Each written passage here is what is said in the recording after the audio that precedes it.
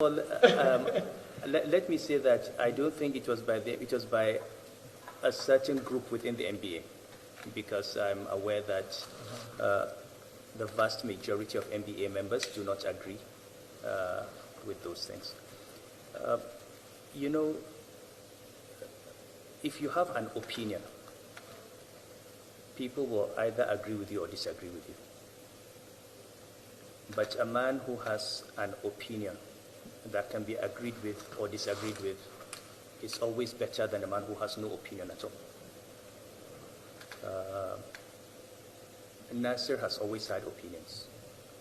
He knows what his position is on things. He says that position very clearly. People will like it, some people will not like it.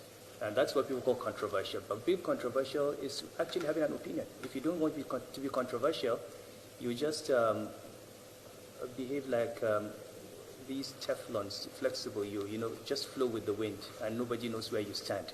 Then you will not have any friends, you will not have any enemies, or everybody will be your friend or enemy, as the case may be. I think the case of, the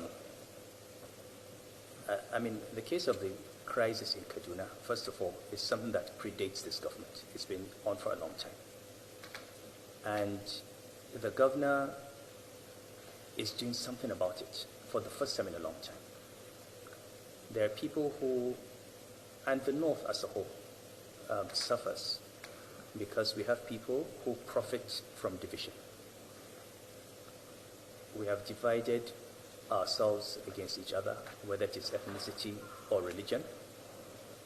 And I think when you have someone who says, I'm simply going to stand for justice, for the rights of human beings, and do what is right,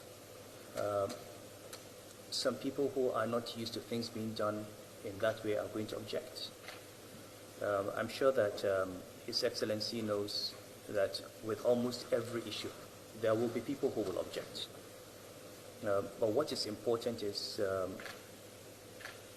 that it is very clear what he has done. I read the allegations, and there were no allegations. I read the petition. I was looking for the specific allegation.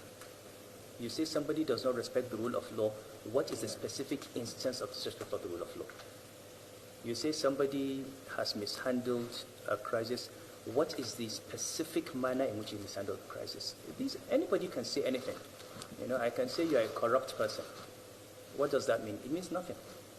And to be honest, I do not want to join issues. I think we have already heard the view of Nigerians and the response. And, you know, I spoke to Konya Ajayi, who was the chairman of the technical committee. He confirmed to me that he was the one who invited His Excellency to come and speak. He was the one who invited him to speak at the MBA meeting. He did not ask himself to speak. And the technical committee itself did not support any call to disinvite him. Now that decision has come out. You know, if you're going to take action on people based on allegations, the president of the NBA himself has allegations against him that have not been proven. But nobody has said anything about him because this is a matter that's before a court of law, and people will wait for the court to decide. Everybody has a right to fair hearing. And more important for me, if you feel that the governor of Kaduna State is not doing well, you should invite him to your conference and ask him. And let him explain what he is doing. And tell him what you think he's doing wrong. You will learn something from him. He will learn something from you. Disinviting him is not the path of people who actually want progress. Because if you disagree with someone, having him in your hall where you can tell him your view is the best way. And he can defend himself. And if there are things that he needs to improve, he will take them on board.